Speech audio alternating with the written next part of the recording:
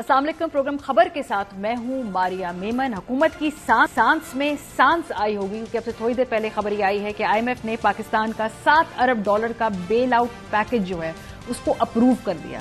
कुछ परेशान कौन इशारे थे इससे पहले, क्योंकि बार बार जो एजेंडा होता था उसके ऊपर पाकिस्तान के हवाले से यह आइटम डिस्कशन के लिए आता नहीं था। इस मर्तबा पाकिस्तान के लिए ये कर्ज जो है इसको न सिर्फ के मंजूर कर दिया गया बल्कि 3 साल के लिए एक गुंजाइश पैदा हो गई है मौजूदा सेटअप के लिए।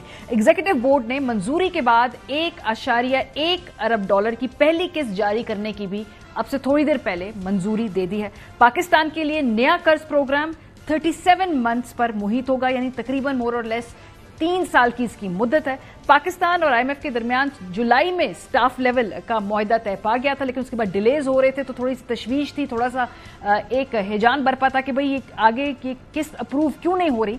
लेकिन आज हुकूमत को एक शॉट इन द आर्म मिला है। इसके बाद ज़राए का कहना है कि IMF का कर्ज 5% शरह सूद से कम पर मिला करेगा।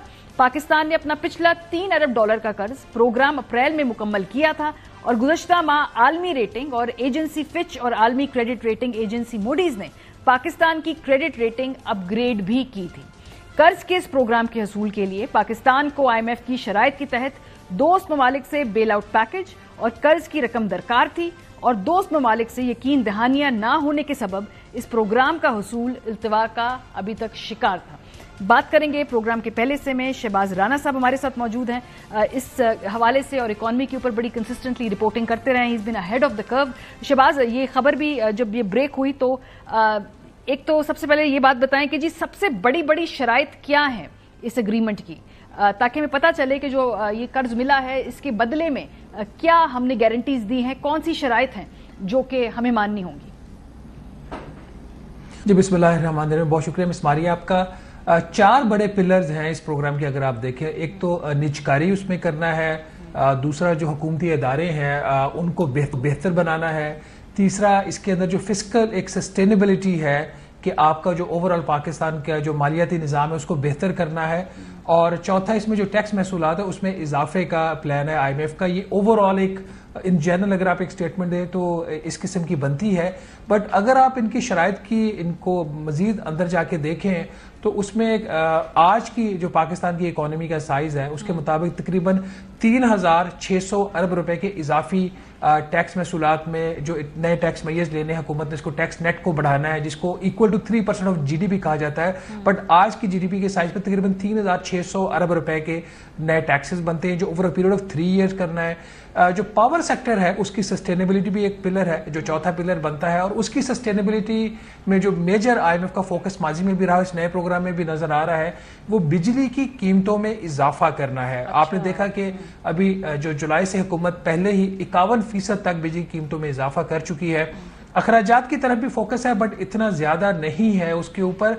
एक जो नई चीज है इस प्रोग्राम के अंदर वो ये है कि अनलाइक इन द पास्ट जब जो IMF का प्रोग्राम होता था वो सारा वफाकी प्रोग्राम होता था, इस दफा चारों जो सूबाई हुकूमतें हैं और उनके जो बजट्स हैं वो प्रोग्राम में शामिल हैं। तकरीबन 10 से 12 ऐसी शराइत हैं इस नए प्रोग्राम में जो डायरेक्टली जो सूबों के बजट्स हैं उनको हिट कर रही हैं। ठीक है, अब जैसे आपने बताया कि जो 2 बड़ी बातें, एक तो जाहिर सी बात है टैक्स का दायरा कार बढ़ाना होगा, फिर बिजली की कीमतों में इजाफा, ये तो डायरेक्टली हिट कर रही है ना, जो यहाँ पे लोग हैं उनकी जिंदगी के ऊपर इसका इफेक्ट होगा। सूबों वाली बात, ये जो आप कह रहे हैं एक नई चीज है, ये क्यों इंक्लूड की गई? और क्या इससे पहले माजी के अंदर ये कहा जाता था कि जी सूबों के लिए भी हम ये माइलस्टोन्स रख रहे हैं? क्या इसकी वजह वो बिजली की सब्सिडीज हैं जो सूबों की तरफ से अनाउंस की जा रही थी IMF से बात किए बगैर, उनसे अप्रूवल लिए बगैर, इसलिए इसको उन्होंने मजीद सख्ती से क्रिस्टलाइज कर दिया है रिटन फॉर्मेट में कि भाई पहले इसको आप हमें इन्फॉर्म करेंगे, उसके बगैर आप कर नहीं सकते?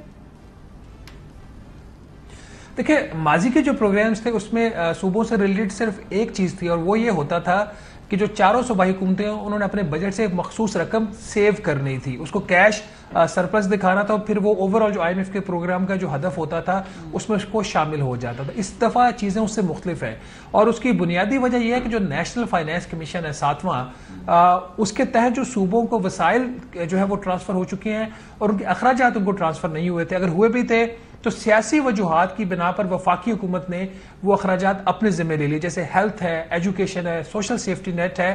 تو یہ وہ فنڈامنٹل ایشو ہے جس کی وجہ سے اس دفعہ جو IMF کا پروگرام ہے وہ صوبوں کو ڈائریکٹلی انکلوڈ کر رہا ہے. یہی وجہ کہ آپ دیکھیں کہ جو ایک نیشنل فسکل پیکٹ کو سائن کرنے کی IMF نے بات کی ہے، اس کی ڈیڈ لائن ہے 30 سپٹمبر، اور اس میں چاروں صوبائی حکومتوں نے ایک پیکٹ سائن کرنا ہے جس میں 3 سے 4 قسم کے جو اخراجات ہیں، پارٹلی یہ فلی ہیلتھ کے اوپر جو وفاقی حکومت کر رہی ہے ابھی بھی، صحت کے اوپر ایجوکیشن کے اوپر، سوشل سیفٹی نیٹ جس میں بے نظیر انکم سپورٹ پروگرام، اس میں سارا تو ٹرانسفر نہیں ہوگا، پارٹلی اگر کہیں بھی ڈپلیکیشن ہو رہی ہے وہ ختم ہوگی، اور پھر جو روڈ انفراسٹرکچر صوبوں کے جو اس کی ڈومین میں آتا ہے اس سے ریلیٹڈ جو اخراجات ہیں صوبوں کو ٹرانسفر ہوں گے. جو ایگریکلچر سیکٹر آپ کو پتا ہے کہ وہ پاکستان کی اکانومی کا تقریباً 20 سے 24% بنتا ہے، اور یہ ٹیکس نیٹ سے آلموسٹ باہر ہے. آئین میں یہ لکھا ہوا ہے کہ وفاقی حکومت جو ہے صوبوں کے اوپر جو ایگریکلچر سیکٹر ہے اس کے اوپر ٹیکس نہیں لگائے گی، انکم ٹیکس نہیں لگائے گی. تو اس ایشو کو ایڈریس کرنے کے لیے اس پروگرام کے اندر ایک شرط ہے کہ 30 اکتوبر تک جو ایک وفاقی حکومت کے جو ایک فیڈرل ٹیکس کے جو انکم ٹیکس کے جو ریٹس ہیں جو میرے اور آپ کے ہیں، کمپنیز کے ہیں، اس کے ساتھ الائن کریں گی چاروں صوبائی حکومتیں اپنے جو ایگریکلچر انکم ٹیکس کے ریٹس ہیں جو بزنس انڈیویجولز کے ہیں خاص طور پر، جو کہ 45% تک ہے. اس کی ڈیڈ لائن 30 اکتوبر تک ہے. یہ بھی ہے. پھر ایک اسپیشل اکنامک زونز جو خصوصی ایک زونز بنائے جاتے ہیں صوبوں کے اندر بھی اور وفاقی حکومت بھی بناتی ہے، ان کے بنانے کے اوپر پابندی. جو آپ نے بجلی کی سبسیڈیز کی بات کی، یہ ان جنرل تو تھا کہ صوبے سبسیڈیز نہیں دیں گے، لیکن جو پنجاب حکومت نے یہ ایک جو فیصلہ کیا سڈنلی، جس میں وفاقی حکومت خاص طور پر وزارت خزانہ کو بھی آن بورڈ نہیں لیا گیا تھا، جہاں پہ انہوں نے صوبے میں تو سبسیڈی دی ہی دی، اسلام آباد کیپٹل ٹیریٹری میں بھی دے دی. تو اس کے بعد اب ایک نئی شرط اس میں ایڈ ہو گئی ہے جو پاکستان کا پروگرام ہے کہ کوئی بھی صوبائی حکومت جب تک IMF کا پروگرام ہے 37 منتھس کا یہ پروگرام ہے، نہ بجلی کے اوپر سبسیڈی دے گی اور نہ گیس کے اوپر سبسیڈی دے گی. تو اس سے ریلیٹڈ کچھ اور بھی اسی طرح کی شرائط ہیں جو صوبوں کے اوپر فار دا فرسٹ ٹائم جو ہے وہ لاگو ہوئی ہیں. ٹھیک ہے. اچھا، یہ جو اب چونکہ 3 سال کے لیے فی الحال ہمیں یہ 7 ارب کا ایک یہ قسط وقتاً فوقتاً ریلیز ہوتی رہے گی، کیا بیچ میں آڈٹس بھی ہوں گے؟ کیا بیچ کے اندر کچھ مائل سٹونز بھی ہیں، کچھ چیکس اینڈ بیلنسز بھی ہیں، یا یہ 3 سال کے لیے سموتھ سیلنگ ہم یہاں سے ایکسپیکٹ کریں؟ نہیں، ایسا بالکل بھی نہیں ہے. سموتھ سیلنگ نہ پہلے ماضی میں رہی ہے نہ اب رہی ہے، اور اس دفعہ کا جو IMF کا پروگرام ہے یہ کافی مشکل پروگرام. اگر میں غالباً یہ چوتھا IMF کا پروگرام کور کر رہا ہوں اپنے پروفیشنل کیریئر میں، and this is probably the most difficult programme جو پاکستان نے ایگری کیا. اس کی وجہ یہ ہے کہ ہم پروگرامز لے لیتے ہیں اور اس کے اوپر عمل درآمد نہیں کرتے، پھر اور زیادہ جو ماضی کی چیزیں بچ جاتی ہیں وہ اگلے پروگرام میں اب IMF نے شامل کرنا شروع کر دی ہیں. تو اس کے غالباً سال میں کم از کم 2 ریویوز ہوں گے، اور ہر ریویوز کے بینچ مارکس ہوں گے. اس میں مس ماریا 3 سے 4 قسم کی ان کی بنیادی شرائط ہوتی ہیں. ایک پرفارمنس کرائٹیریا ہوتے ہیں، وہ 3 4 5 بڑے جو ہوتے ہیں، جیسے بجٹ کا خسارہ کا کیا ہوگا، خرچہ کتنا ہوگا ہیلتھ پہ، ایجوکیشن پہ، جو اسٹیٹ بینک آف پاکستان کے نیٹ ریزروز ہیں وہ کتنے ہوں گے، حکومت کو ٹیکس ایمنسٹی کی اسکیم نہیں دے گی، اس قسم کی ہوتی ہیں. یہ پرفارمنس کرائٹیریا ہوتے ہیں. پھر ہوتے ہیں اسٹرکچرل بینچ مارک، وہ آپ نے کچھ قوانین میں تبدیلی کرنی ہے، کچھ اور آپ نے اقدامات کرنے، جیسے یہ نیشنل فسکل پیکٹ سائن کرنا ہے، یہ ایگریکلچر انکم ٹیکس سے ریلیٹڈ چیزیں ہیں، یا اسپیشل اکنامک زون سے ریلیٹڈ چیزیں ہیں. تو اور کچھ ہوتے ہیں پرائر ایکشن جو پہلے ہی کرنے ہوتے ہیں، جیسے ہم نے کوئی 1400 سے 1800 ارب روپے کے نئے ٹیکسز لگا دیے، بجلی کی قیمتوں میں اضافہ کر دیا. یہ پرائر ایکشن تھے. یہ چیزیں، یہ بینچ مارکس، یہ گولز طے ہو گئے ہیں جس کا IMF ریویو کرے گا. خاص طور پر آپ کا جو ٹیکس کے جو اہداف ہیں وہ بھی سیٹ ہیں، اور پہلے ہی اس میں جو ایک شارٹ فال 2 ماہ میں تقریباً 98 ارب روپے کا آ چکا ہے. 100 ارب روپے کے مزید شارٹ فال کا صرف اسی مہینے اس کا ایک ان کی انٹرنل اسیسمنٹ ہے FBR کی. تو اس انٹرنل اسیسمنٹ میں تقریباً 200 سے 225 ارب روپے تک جو ہے آپ کو وہ چاہیے، اس میں شارٹ فال آ جائے گی، جس کے لیے آپ کو منی بجٹ لانا پڑ سکتا ہے. اچھا، اور منی بجٹ کے بارے میں تو گورنمنٹ بھی اس کو انکار نہیں کر رہی، اسے تردید نہیں کر رہی، وہ چھوٹے موٹے لیول پہ اس کو اگری کرتے ہیں. یہ جو بیرونی ادائیگیوں کا دباؤ پاکستان کے اوپر تھا، کیا اس میں کچھ ہمیں لگ رہا ہے گنجائش ملے گی، اس پہ کوئی فرق پڑے گا؟